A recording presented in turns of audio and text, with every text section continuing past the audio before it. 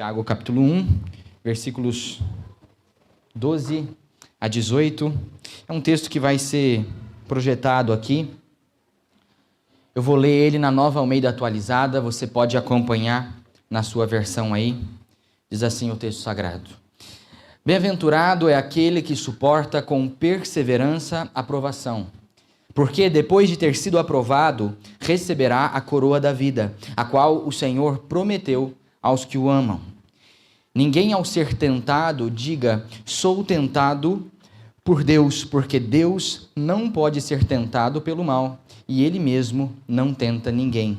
Ao contrário, cada um é tentado pela sua própria cobiça, quando esta o atrai e seduz.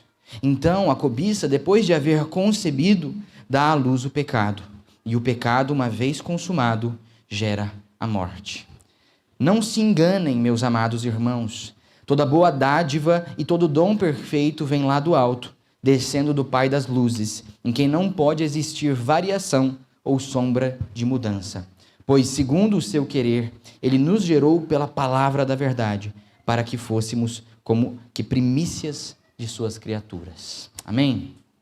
Quero te convidar a curvar sua cabeça mais uma vez para nós orarmos antes de entrarmos aqui nesse texto. Senhor nosso Deus, nosso Pai, nós queremos colocar em Tuas mãos esse momento, ó Deus, colocar os nossos corações abertos na Tua presença, para que a Tua palavra ela possa edificar a nossa vida, para que a Tua palavra ela possa nos lapidar cada dia mais, ó Deus. Que o Senhor nos abençoe pelo Teu Santo Espírito nessa noite. Faça isso apesar de mim mesmo. Em nome de Jesus que nós oramos. Amém. Amém. Irmãos, todos nós, por muitas vezes, ouvimos coisas que a gente não gosta, né? Talvez hoje você já ouviu coisas que você não gostou de ter ouvido, né? Coisas que você acha que foram desnecessárias. Comentários que assim, não precisava, né? Hoje acaba sendo um dia até um pouco confuso, porque provavelmente você se reuniu aí com a sua família e ouviu coisas muito legais, né? Você deve ter aí de manhã, talvez, recebido mensagens tão bacanas, ter recebido um abraço tão gostoso, principalmente as mães, né? Mas talvez, nessas mesmas reuniões de família, a gente acaba reencontrando pessoas que a gente não vê sempre. E aí a gente ouve alguns comentários que a gente não gosta, né? Às vezes alguns palpites, às vezes algumas orientações, até bem colocadas. Só que a gente pode não gostar de ouvir certas coisas. Essa é uma realidade. E a carta de Tiago está repleta de verdades que nós não gostamos de ouvir, né? Porque Tiago ele é muito prático. Essa carta ela é muito marcada pela praticidade dela, né? Tiago ele é meio que curto e grosso. Ele é direto e reto. A carta dele é muito fácil de ser entendida. Se você está aqui hoje e você não tem muito costume de ler a Bíblia todos os dias, se você nunca leu a Bíblia inteira, uma boa alternativa é você colocar um desafio para você que é ler a carta de Tiago, porque você vai conseguir compreender tranquilamente. Tiago é muito prático, né? E essa praticidade, por sua vez, ela pode ser às vezes um pouco áspera. Ela pode conter algumas verdades que são difíceis de ser engolidas, né? Esse é um exemplo desse texto que nós lemos, dos versículos 12 a 18. Esse texto aqui, dos versos 12 a 18, possuem algumas verdades que são difíceis de engolir. Algumas verdades que, sabe, aquela coisa que desce meio seco assim? Estão aqui nesse texto. Eu queria organizar, para nós estudarmos essa noite, 3 verdades que estão aqui nesse texto, que são muito difíceis de serem engolidas, mas que nós precisamos entender se nós queremos crescer na fé. Se nós queremos, de fato, externalizar a nossa fé, como estamos vendo aqui nessa série, né? Que nossa fé não seja somente uma fé verbalizada, mas uma fé externalizada, uma fé que pode ser vista na prática. Nós precisamos compreender até mesmo as verdades difíceis de serem engolidas, né? Quais são as verdades que nós encontramos aqui nesse texto?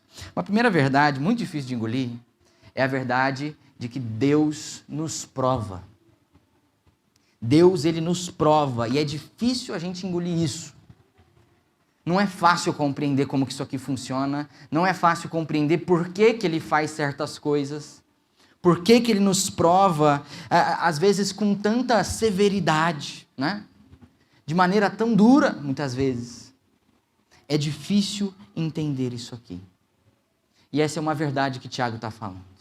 Aqui Tiago, ele, como nos demais trechos da carta, ele estabelece uma correlação entre dois temas, né? Aqui a gente está sempre trabalhando assim, né?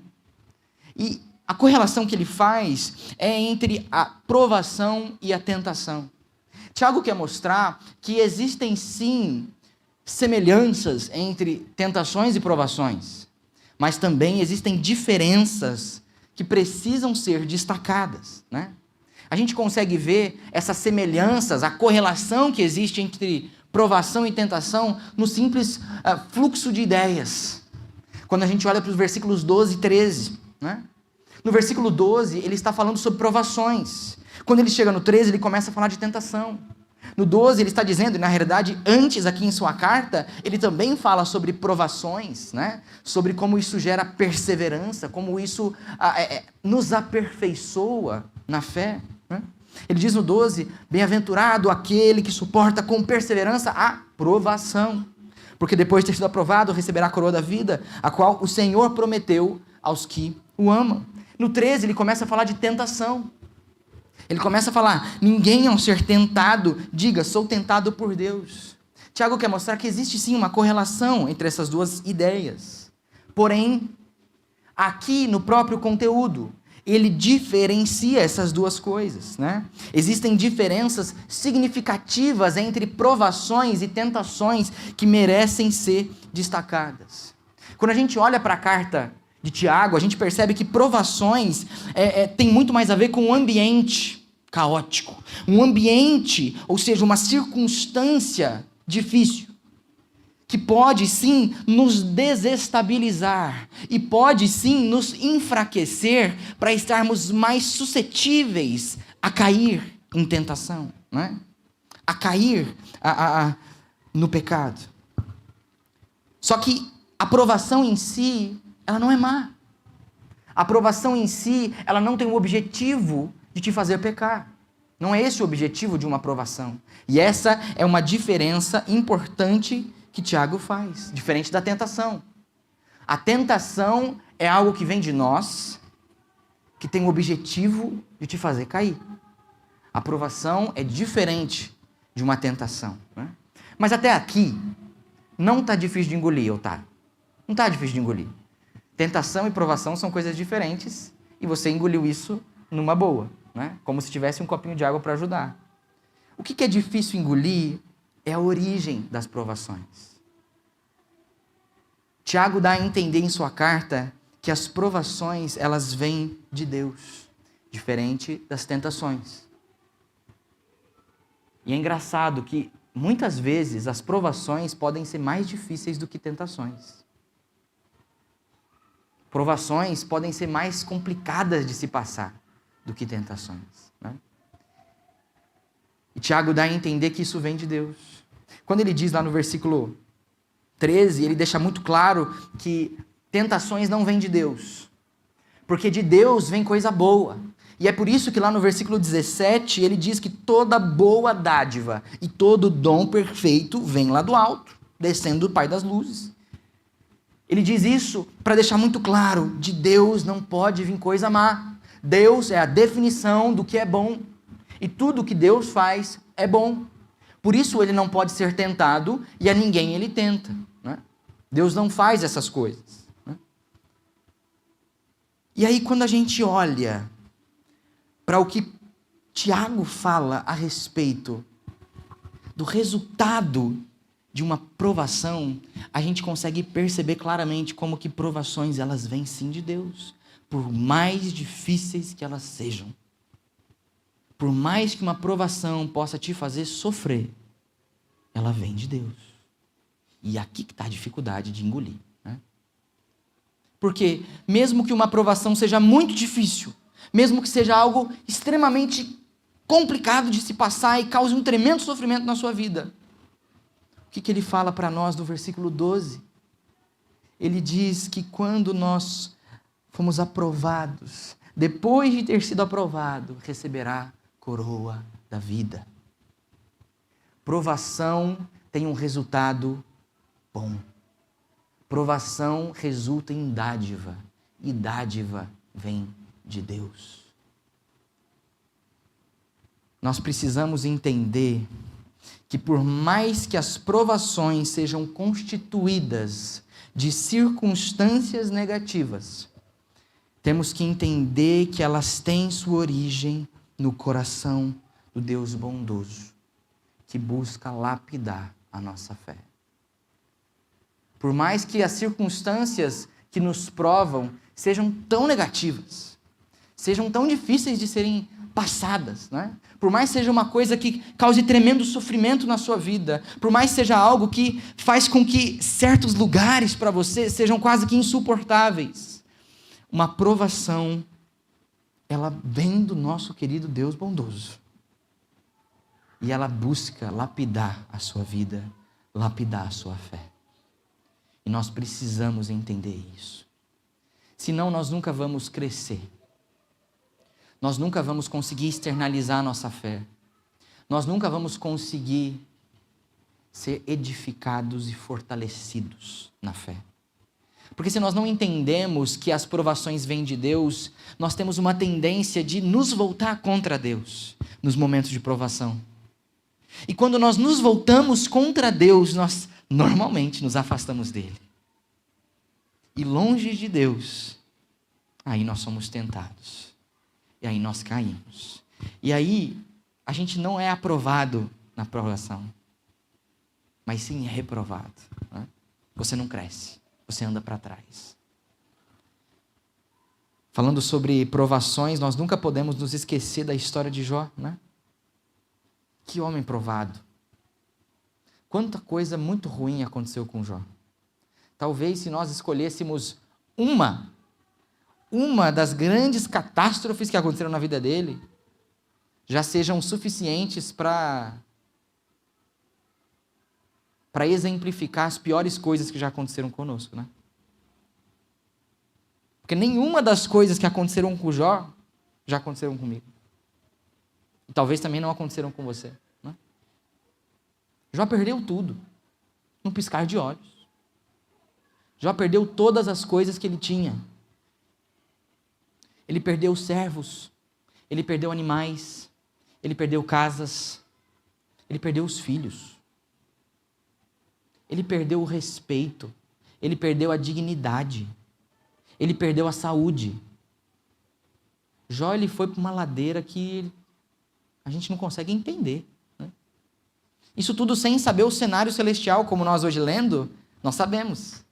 Nós olhamos para a história de Jó, nós sabemos o que está acontecendo lá em cima, a gente fala, Jó, aguenta firme, Jó, não ouve esses amigos não, né? Mas Jó não sabia de nada disso. E nós vemos no final de toda essa história, como que isso o edificou, né?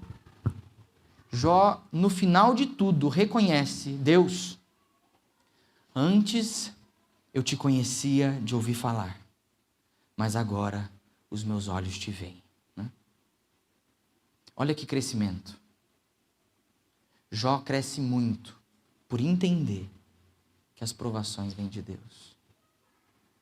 Nós precisamos entender isso e tentar engolir, mesmo que seja difícil. Deus nos prova. Né? Em segundo lugar, uma segunda verdade difícil de ser engolida é que nós somos a nossa pedra. Nós somos a nossa própria pedra. Eu quero dizer que nós tropeçamos em nós mesmos. A gente é o nosso próprio motivo para cair. A gente se basta. Se o seu objetivo é cair, você não precisa de ajuda. Você precisa só ter autoconfiança. Porque você vai conseguir. Porque nós somos a nossa própria pedra, né? Tiago deixa isso muito claro no versículo 13, quando ele quer dizer e diferenciar provações de tentação e dizer que tentações não vêm de Deus. Por quê? Porque tentações vêm de nós. Porque nós somos a nossa própria pedra. Né? Ele diz, ninguém ao ser tentado diga, sou tentado por Deus, porque Deus não pode ser tentado pelo mal, e Ele mesmo a ninguém tenta. Ao contrário, cada um é tentado pela sua própria cobiça. Outras versões dizem que cada um é tentado pela sua própria concupiscência, o desejo da carne, quando esta o atrai e seduz. Então a cobiça, depois de haver concebido, dá à luz o pecado, e o pecado, uma vez consumado, gera a morte. Aqui é interessante como que existe uma correlação antagônica, oposta, né, entre provação e tentação. Por quê? Provação, quando ele fala, depois de aprovado, receberá a coroa da vida. Dádiva, bênção, é vida eterna. Mas a tentação não. Depois de ceder, gera morte. Pecado consumado gera a morte. Diferença muito interessante e importante entre tentação e provação. E existe aqui um desenho feito pelo autor, Tiago. Ele está usando ele está fazendo, na verdade, como se fosse uma pintura, né? Está usando termos e usando, na realidade, um cenário de pesca para exemplificar o que é a tentação que vem de nós mesmos, né? Tem um teólogo chamado Douglas Moo, ele vai explicar e enxergar essa correlação. E ele diz que a cobiça é como um anzol com sua isca, que primeiro atrai sua presa, depois a arrasta. É interessante olhar assim. Você não precisa pescar muito para saber um pouquinho como funciona a pesca, né? Que eu não sei pescar, mas a gente sabe, tem um anzol, tem uma minhoca, pode não ser uma minhoca, não sei o que pode ser, né? Pão, sei lá. O peixe vai lá, morde, e quando você vê que o peixe mordeu, você puxa, né? Se você não puxar, o peixe vai continuar nadando lá, de boa, às vezes vai aprender a tirar um anzol. A tentação é assim. Primeiro nós somos atraídos. Depois, nós somos puxados, né? E essa isca, ela vem de nós. Isso vem de nós mesmos. A tentação, ela vem do desejo e da cobiça da nossa carne. É uma coisa que está em nós. E isso é difícil de aceitar. Por quê? Porque a gente tem uma tendência de encontrar razões e desculpas para os nossos tropeços. Nós gostamos de encontrar muletas para as nossas falhas. Por quê? Porque a gente não quer assumir que eu sou tudo de mal que existe em mim, né? Não. Eu fiz isso, mas porque aconteceu tal coisa, né? Eu fiz isso em resposta àquilo que você fez contra mim, né? Eu sou assim porque fulano é desse jeito. Eu sou assim porque lá atrás, lá na minha criação, eu vim de uma família difícil, né? A gente sempre quer encontrar razões para os nossos tropeços, quando na realidade nós somos a nossa própria pedra. Nós tropeçamos em nós mesmos. E nós precisamos aceitar isso. Nós precisamos lidar com isso. Porque se nós não lidarmos com isso, nós não crescemos. Se você não lidar com o fato de que você tropeça em você mesmo, de que você tropeça no seu próprio desejo, de que você tropeça na sua própria carne pecaminosa, você não consegue abandonar aquilo que você quer. Você não consegue se fortalecer. Você não consegue deixar os pecados que você quer deixar. Não consegue. Você só vai conseguir mudar de rota e não mais tropeçar quando você entender que suas falhas não são de mais ninguém, a não ser de você mesmo. Elas não são culpa de mais ninguém, a não ser de você mesmo. Nossos pecados não podem ser escorados. A gente não pode escorar isso nos outros e tentar justificar as coisas erradas que nós fazemos, as coisas erradas que nós pensamos nas circunstâncias. A gente não pode fazer isso. Porque senão a gente sempre vai cair. Sempre vai tropeçar. Para você parar de tropeçar, você precisa entender qual que é a pedra. Porque senão você vai continuar tropeçando. E quando nós entendemos, finalmente, que a pedra está em nós, que nós somos a nossa própria pedra, aí sim, a gente sabe onde está o erro. A gente sabe onde está a falha. A gente sabe que a falha não está no outro. A falha não está na pessoa com quem nós nos casamos. A falha não está nos filhos. A falha não está nos colegas, não está no trabalho. Não está nos locais que você frequenta, simplesmente não está nisso. A falha, em primeiro lugar, ela está em nós. Nós pecamos por causa de nós mesmos. Né? Isso nos ajuda a lidar com as nossas falhas e com os nossos defeitos. Em primeiro lugar, você quer mudar? Quer crescer? Quer deixar aquelas coisas que você se envergonha, que você acha que são reprováveis e que você não gosta de ficar falando para os outros? Quer deixar isso? Entenda. Entenda que você está tropeçando em você mesmo. Esse é a primeira etapa para você conseguir mudar de rota. Entenda que você é a sua própria pedra. Né? Uma última verdade que é difícil de engolir é que nós devemos perseverar. Uma verdade muito difícil de nós engolirmos. Nós precisamos perseverar. Para algumas pessoas é difícil já olhar para isso, perseverança. Por quê? Alguns têm uma tendência a desistir, né? Às vezes a gente é assim. Tem fases também, né? Tem fases da nossa vida em que qualquer pessoa que fala assim, desiste, não vai hoje não. Aí você, beleza então. Era o que eu precisava de um empurrãozinho para ficar em casa, né? Porque tem fases que a gente está assim. A gente gosta de desistir. Precisa só de alguém para nos motivar, né? E a gente até busca conversar com pessoas que vão falar aquilo que a gente quer ouvir. Que vão falar, deixa ele mesmo. Ele não te merece. Né? Fique em casa. Sai desse trabalho. Você merece mais. Né? A gente busca pessoas, às vezes, que vão nos ajudar a desistir. Porque perseverar é difícil. Né? Tiago, ele aqui dá um encorajamento, mas não dessa forma. O encorajamento dele é na direção da perseverança, diante das provações. Tiago fala que você tem que perseverar. Né? Suporta, persevera, não desiste não, fica firme. E ele chega a dizer que aquele que persevera, ele é feliz. Essa é uma motivação para a perseverança. Por isso que ele fala que bem-aventurado é aquele que suporta com perseverança a provação.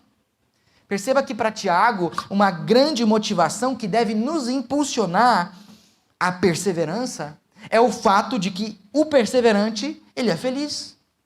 Ele é bem-aventurado. Ele experimenta alegria, contentamento, né? E aqui está uma realidade muito difícil de engolir. Como que, diante de provações, como que perseverar diante das provações e circunstâncias mais difíceis da vida pode resultar em alegria para nós? Não faz sentido. Você conseguiu, na sua última maior provação da tua vida, você conseguiu ficar alegre? Você conseguiu se alegrar quando você teve um ente querido que estava muito doente, prestes a morrer? Não é fácil. Não é fácil sorrir de verdade em situações assim, né? Não é fácil sorrir quando você perde seu emprego, quando você não sabe o que você vai comer amanhã. Não é fácil. Não é fácil sorrir quando você está parado na estrada, com o carro quebrado. Não é fácil fazer isso. Como se alegrar diante das provações? Como é que Tiago pode correlacionar uma provação com uma bem-aventurança? Como é que ele pode dizer que provações, circunstâncias, que o sofrimento pode gerar alegria? A resposta para isso está onde nós fixamos os nossos olhos diante das provações. Dependendo de onde os seus olhos estiverem firmados, você consegue enxergar alegria em meio à provação, por mais difícil que seja. Por mais dura que seja a provação, você consegue encontrar motivo para se alegrar. Se você olhar para o lugar certo. E o lugar certo é o que está no versículo 12. Depois de ter sido aprovado, receberá a coroa da vida, a qual o Senhor prometeu aos que o amam. Aquele que suporta com perseverança as dificuldades só pode experimentar alegria a partir das provações, quando seus olhos estiverem firmados na eternidade. Não importa o tamanho da provação, não importa o tamanho da dor e do sofrimento e da privação, você pode encontrar alegria, paz, esperança, se você estiver com os olhos firmados na eternidade. Isso é difícil, mas é possível. Porque muitas vezes, quando nós estamos passando pelos momentos mais caóticos, pelos maiores furacões da nossa vida, a gente fica olhando demais para o presente, para o agora, para aquilo que falta hoje, e se esquece de olhar para a eternidade. É na eternidade, é com os olhos na coroa da vida, que nós conseguimos olhar para uma provação e se alegrar. Quando nós firmarmos os nossos olhos na eternidade, quando nós fixarmos os nossos olhos na coroa de vida que nos aguarda depois da provação, e não só da provação que nós estamos vendo hoje, mas da provação que é essa vida, né?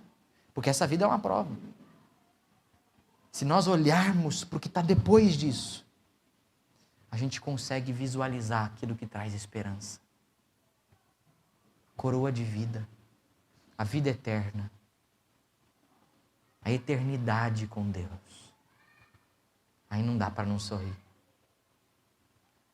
Aí você consegue sorrir até num velório. Não faça isso, é falta de educação. Mas você consegue. Se os seus olhos estiverem firmados na eternidade, você consegue encontrar alegria em meio à provação. Você consegue ser uma pessoa bem-aventurada. Por quê? Porque você olha além do horizonte. Então, queria que você se lembrasse nessa noite que na vida existem verdades que são difíceis de serem engolidas. Da mesma forma como existem situações muito difíceis de serem vividas, né?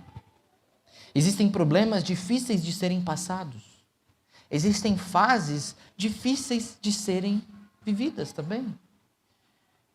Mas, se você quer chegar onde Deus sabe que você pode chegar, se você quer crescer com as situações, ser aperfeiçoado, ser lapidado por Deus, ter na sua vida transformações onde realmente importa e ser rico naquilo que verdadeiramente importa, nós precisamos entender essas verdades difíceis.